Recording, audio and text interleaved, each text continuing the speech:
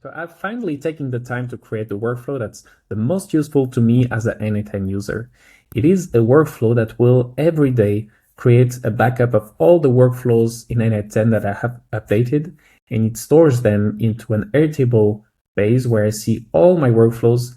I even have AI summary of this workflow, and I get the latest snapshot being shown here and a list of all the snapshots for all my workflows. The way it works is that on a daily basis in my case, but you can change the interval for the trigger, it will check all the workflows that we have in n8n and compare their version ID with the version IDs that we have already stored in Airtable. And if there is a new version ID that we haven't stored in Airtable, it means that we have to store that snapshot because this workflow has been edited.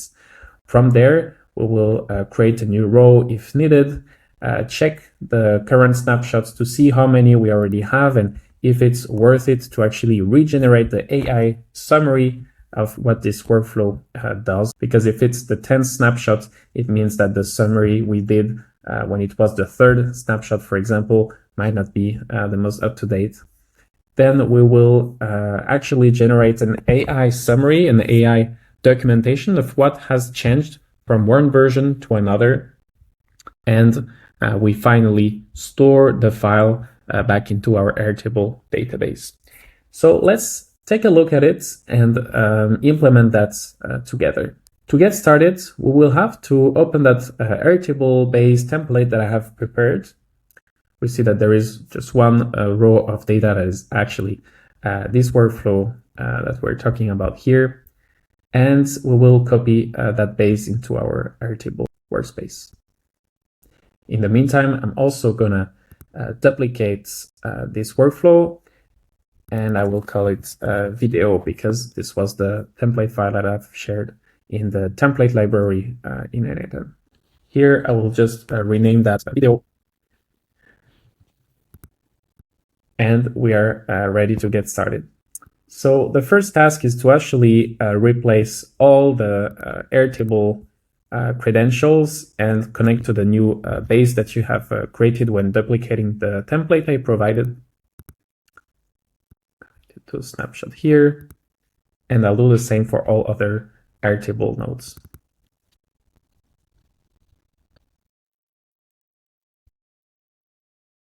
And for this last node here, it is actually an Airtable API endpoint that is not part of the official Airtable native node in n8n.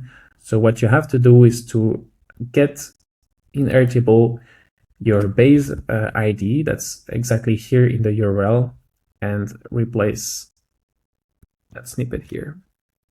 Then you'll have to, for every n8n node, grab your API key in your setting and connect your n8n account as a credential within this workflow. Lastly, you'll have to set up your favorites AI model. In my case, I use GPT 4.1 Nano because I don't want to pay too much for that, and it's not too critical if the descriptions are not perfect. It is just informative in my case.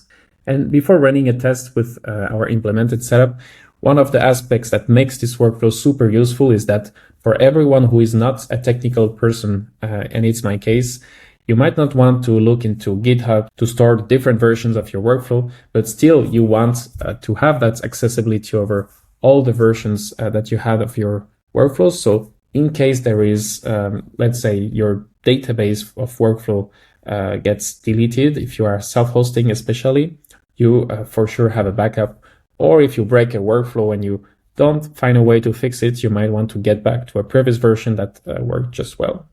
Once you have mapped all your credentials, it is time to run it for the first time. For the next time, it will run on the scheduled trigger, but this is the initialization, so we need to run it once.